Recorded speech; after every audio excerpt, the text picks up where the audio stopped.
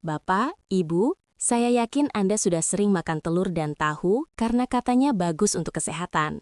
Tapi tahukah Anda bahwa cara makan protein yang salah justru membuat otot Anda tetap menyusut meskipun sudah rajin makan makanan sehat setiap hari?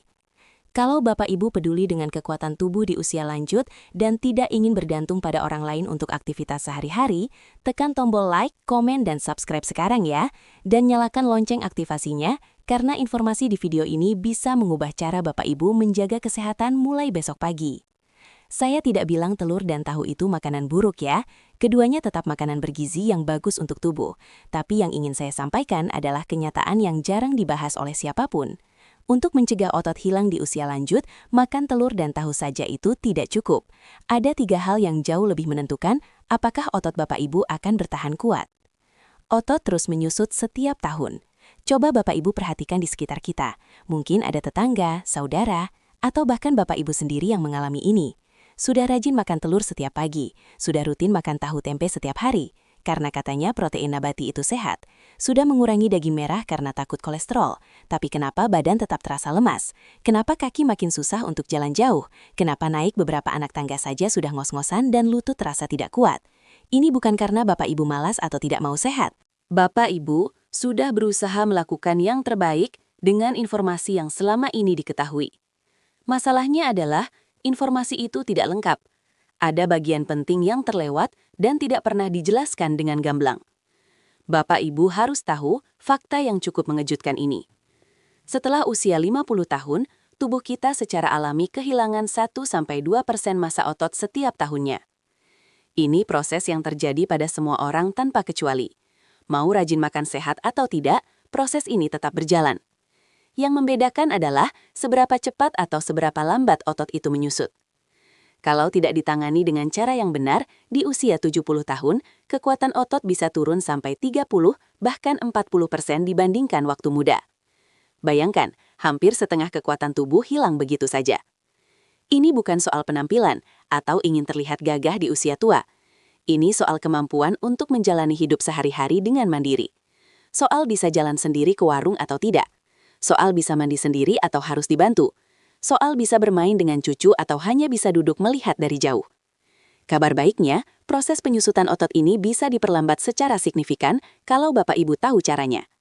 Dan caranya bukan dengan makan lebih banyak telur atau menambah porsi tahu setiap hari. Caranya adalah dengan memahami 3 hal penting yang akan saya jelaskan di video ini. Pertama, saya akan bongkar kesalahan besar yang membuat protein dari makanan tidak terserap dengan baik oleh tubuh lansia. Ini penjelasan yang jarang Bapak Ibu dengar dimanapun. Karena kebanyakan orang hanya bilang makan protein yang banyak tanpa menjelaskan detailnya. Kedua, saya akan jelaskan 3 hal yang sebenarnya menentukan. Bukan jenis makanannya yang paling penting, tapi cara dan waktunya yang tepat. Ketiga, saya akan berikan panduan praktis yang bisa langsung Bapak Ibu terapkan besok pagi, tanpa perlu beli suplemen mahal atau pergi ke gym. Saya Dr. Mila dari channel Bugar Usia Senja. Setiap hari saya membuat video untuk membantu Bapak Ibu menjalani hari tua dengan tubuh yang kuat dan tidak bergantung pada orang lain. Kalau Bapak Ibu baru pertama kali mampir ke channel ini, saya ucapkan selamat datang. Sekarang mari kita masuk ke pembahasan utamanya. Saya akan menjelaskan kenapa makan protein saja tidak cukup untuk lansia, dan apa yang sebenarnya terjadi di dalam tubuh yang membuat otot tetap menyusut, meskipun Bapak Ibu sudah makan makanan yang katanya sehat setiap hari. Mari kita mulai dengan pertanyaan yang mungkin ada di benak Bapak Ibu sekarang. Kenapa ada lansia yang sudah rajin makan protein setiap hari, tapi ototnya tetap menyusut dan badannya tetap lemas? Padahal mereka sudah melakukan apa yang disarankan. Sudah makan telur, sudah makan tahu tempe, sudah minum susu, tapi hasilnya tidak terlihat. Jawabannya adalah sesuatu yang dalam dunia kedokteran disebut resistensi anabolik. Jangan khawatir dengan istilah medisnya. Saya akan jelaskan dengan cara yang sangat sederhana supaya Bapak Ibu langsung paham. Bayangkan tubuh kita seperti spons untuk mencuci piring. Waktu masih muda, spons itu baru dan sangat mudah menyerap air. Begitu dicelupkan ke air, langsung menyerap dengan cepat dan banyak. Sama seperti tubuh orang muda, begitu protein masuk, otot langsung menyerapnya dan menggunakannya untuk membangun diri menjadi lebih kuat. Tapi setelah usia 50-60 tahun, spons itu mulai mengeras karena sudah lama dipakai. Dicelupkan ke air yang sama, jumlah yang sama, tapi air yang terserap jauh lebih sedikit. Sebagian besar airnya tidak masuk ke spons, malah mengalir keluar begitu saja. Inilah yang terjadi pada tubuh lansia. Protein yang dimakan sama, jumlahnya sama, tapi yang terserap ke otot jauh lebih sedikit dibandingkan waktu masih muda. Resistensi anabolik ini terjadi secara alami pada semua orang yang bertambah usia. Tidak ada yang bisa menghindarinya. Tapi kabar baiknya, resistensi ini bisa diatasi kalau Bapak Ibu tahu strateginya. Dan strategi inilah yang akan saya jelaskan melalui 3 hal penting di video ini. Intinya begini, karena tubuh lansia lebih susah menyerap protein, maka cara makannya harus berbeda dengan orang muda, tidak bisa disamakan. Orang muda makan protein sedikit saja mungkin sudah cukup, tapi lansia butuh pendekatan yang lebih tepat supaya protein yang dimakan benar-benar sampai ke otot dan digunakan dengan baik. Tanpa strategi yang benar, protein yang Bapak Ibu makan setiap hari sebagian besar terbuang percuma. Sekarang, mari kita bahas soal tahu dan tempe yang selama ini dianggap sebagai sumber protein yang sangat baik. Saya tegaskan dulu, saya bukan anti tahu tempe ya. Makanan tradisional Indonesia ini memang bagus dan punya banyak manfaat untuk kesehatan. Tapi ada fakta penting yang harus Bapak Ibu ketahui supaya tidak salah kaprah. Protein dari tahu dan tempe itu tidak semuanya bisa dipakai oleh tubuh. Istilahnya bioavailabilitas atau tingkat penyerapannya lebih rendah dibandingkan protein hewani. Artinya, dari 100 gram tahu yang Bapak Ibu makan, tidak semua proteinnya bisa diserap tubuh.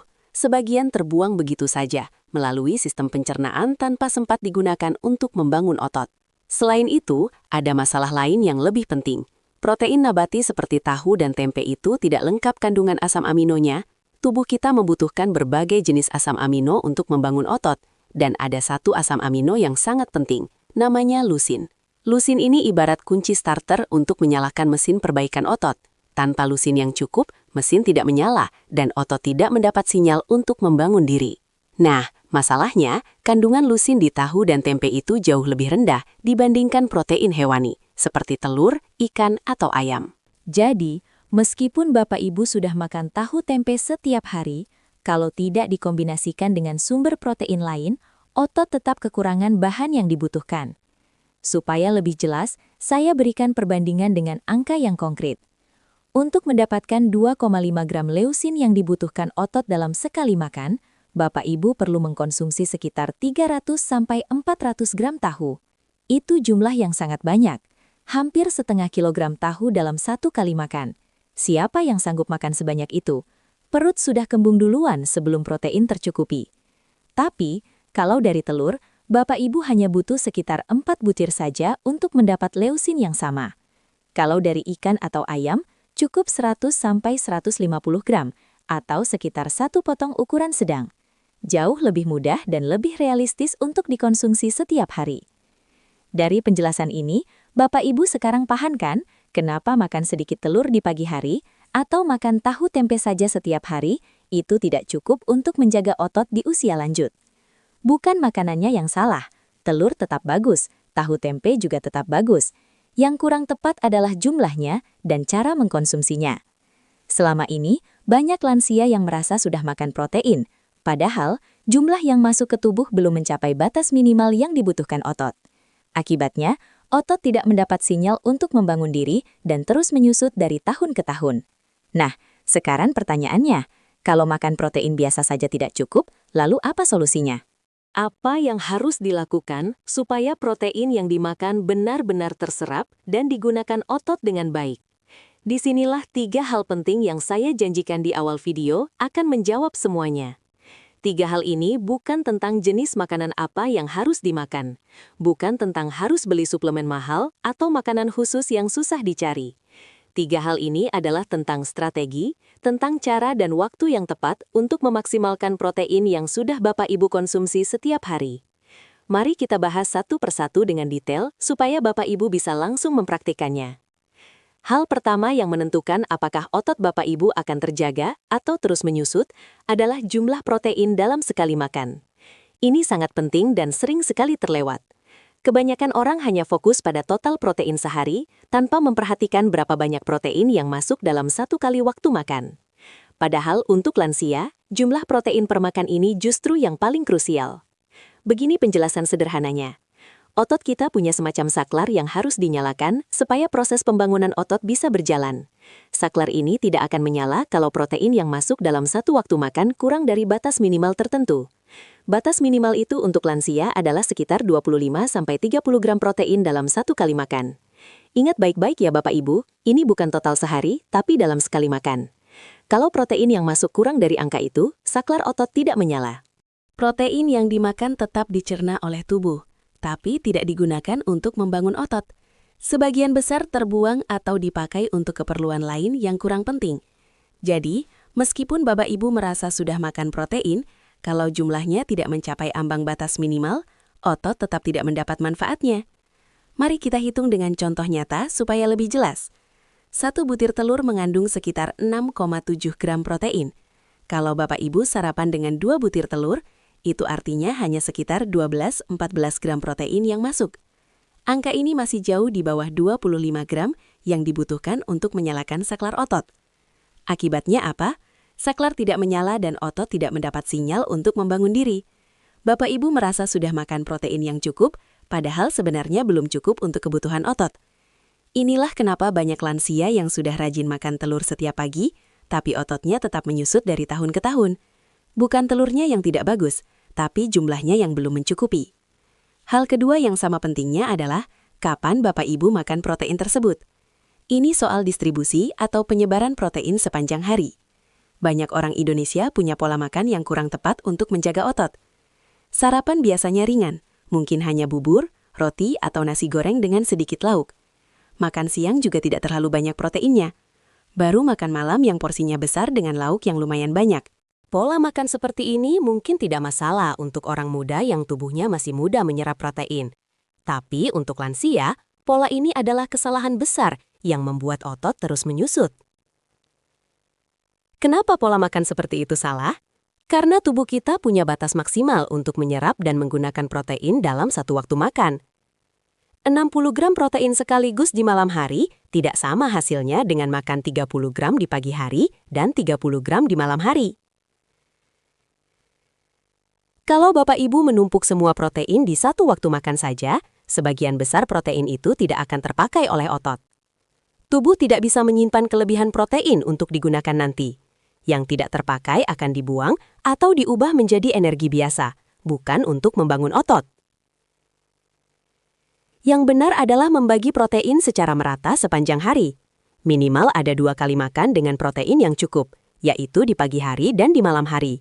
Masing-masing harus mencapai 25-30 gram protein.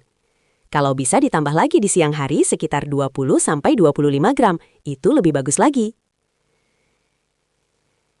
Dengan cara ini, otot Bapak Ibu mendapat sinyal untuk membangun diri beberapa kali dalam sehari, bukan hanya sekali.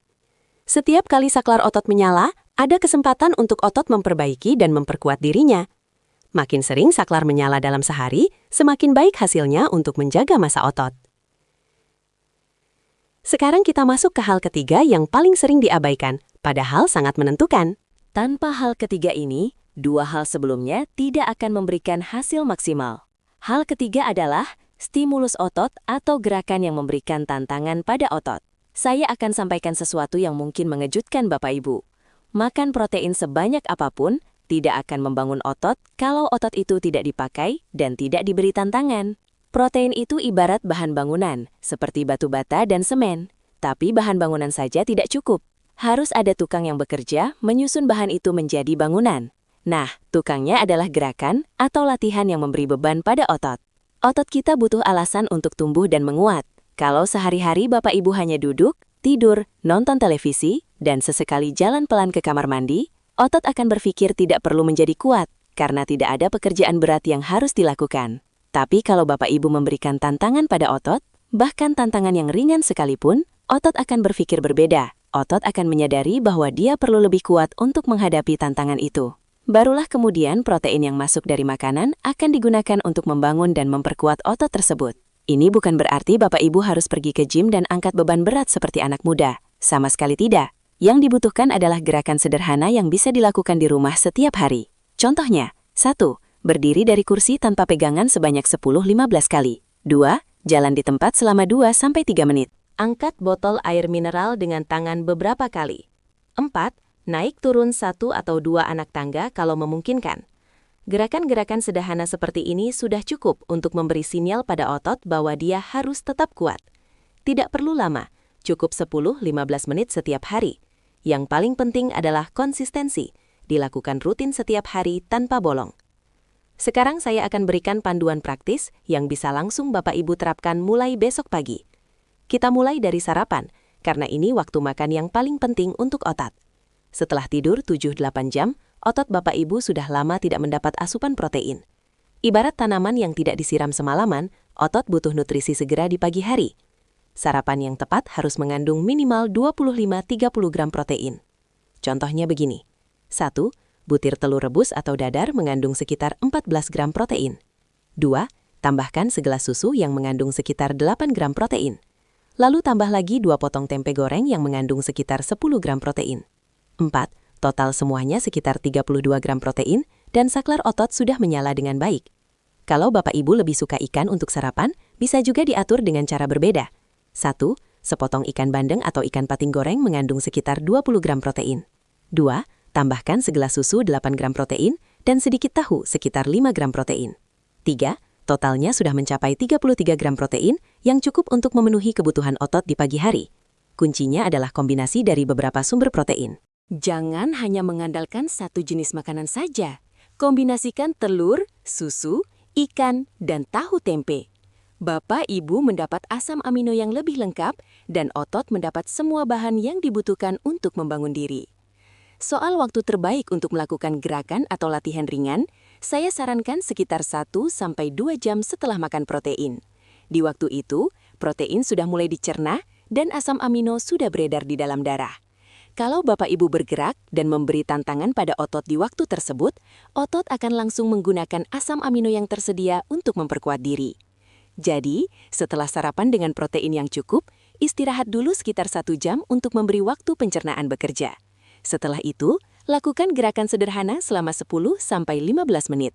Berdiri, duduk dari kursi 10-15 kali. Jalan di tempat beberapa menit, atau angkat botol air dengan tangan. Gerakan ini tidak berat, tapi sangat efektif untuk menjaga kekuatan otot. Saya juga ingin mengingatkan beberapa kesalahan umum yang harus Bapak Ibu hindari. Kesalahan pertama, makan protein hanya sekali sehari, biasanya saat makan malam bersama keluarga. Ini sangat tidak efektif, karena tubuh tidak bisa menyerap semua protein sekaligus. Sebagian besar terbuang percuma tanpa digunakan otot. Kesalahan kedua, hanya mengandalkan protein nabati seperti tahu dan tempe, tanpa kombinasi protein hewani. Tahu tempe memang bagus, tapi untuk lansia harus dikombinasikan dengan telur, ikan, ayam, atau susu supaya asam aminonya lengkap. Kesalahan ketiga, takut makan protein karena khawatir kolesterol atau asam urat naik. Ketakutan ini justru berbahaya, karena kekurangan protein membuat otot menyusut lebih cepat dan tubuh semakin lemah. Saya berikan contoh jadwal sehari yang bisa menjadi panduan. Jam 6 pagi, sarapan dengan 30 gram protein seperti contoh yang sudah saya jelaskan. Jam 7 atau jam 8 pagi, setelah istirahat sebentar, lakukan latihan ringan 10-15 menit. Jam 12 siang, makan siang dengan protein sekitar 20-25 gram. Misalnya, nasi dengan sepotong ikan atau ayam ditambah sayur. Jam 13 atau 14 siang, jalan santai di sekitar rumah atau di teras selama 10-15 menit. Jam 18 atau 19 malam, makan malam dengan protein 25-30 gram. Sebelum tidur sekitar jam 21 malam, minum segelas susu untuk menjaga otot tetap mendapat nutrisi pesanjang malam. Kalau jadwal ini diikuti dengan konsisten, dalam 2-3 bulan, Bapak Ibu akan merasakan perbedaan yang nyata pada kekuatan tubuh. Jadi, Bapak Ibu kembali ke judul video ini tentang telur dan tahu yang tidak ada gunanya. Sekarang Bapak Ibu sudah paham maksud sebenarnya. Bukan berarti telur dan tahu itu makanan yang buruk untuk kesehatan. Keduanya tetap makanan bergizi yang bermanfaat. Tapi, kalau Bapak Ibu hanya mengandalkan telur dan tahu tanpa memperhatikan jumlah yang cukup per makan, tanpa membagi rata sepanjang hari, dan tanpa memberikan stimulus pada otot, maka protein itu tidak akan terpakai dengan baik. Otot tetap menyusut meskipun Bapak Ibu merasa sudah makan sehat setiap hari. Ingat selalu 3 hal penting ini. 1. Makan minimal 25-30 gram protein setiap kali makan. 2. Bagi protein merata di pagi dan malam hari. 3. Berikan tantangan pada otot dengan gerakan sederhana setiap hari. Otot adalah aset paling berharga untuk menjalani hari tua dengan mandiri dan bermartabat. Dengan otot yang kuat, Bapak Ibu bisa jalan sendiri kemana saja tanpa bantuan. Bisa mandi dan berpakaian sendiri setiap hari, bisa naik turun tangga tanpa takut jatuh. Bahkan bisa bermain dengan cucu dan menikmati waktu bersama keluarga dengan bahagia. Mulai besok pagi, jangan hanya makan protein asal-asalan. Makanlah protein dengan strategi yang benar seperti yang sudah saya jelaskan. Karena di usia lanjut, yang menang bukan yang makan paling banyak, tapi yang makan paling cerdas. Kalau video ini bermanfaat, tolong bantu like, share ke keluarga, tetangga, atau teman yang juga sudah berusia lanjut. Mereka perlu tahu informasi penting ini. Di kolom komentar, tulis dari 3 hal tadi mana yang paling sulit untuk Bapak Ibu praktekkan. Saya akan baca dan balas setiap komentar. Dan kalau banyak yang bertanya hal serupa, saya akan buatkan video khusus untuk membahasnya lebih detail. Jangan lupa subscribe channel Bugar Usia Senja dan tekan tombol lonceng supaya tidak ketinggalan video kesehatan lansia lainnya. Saya Dr. Mila. Semoga Bapak Ibu selalu diberikan kesehatan dan kekuatan untuk menikmati hari tua dengan bahagia. Sampai jumpa di video berikutnya. Jaga kesehatan selalu.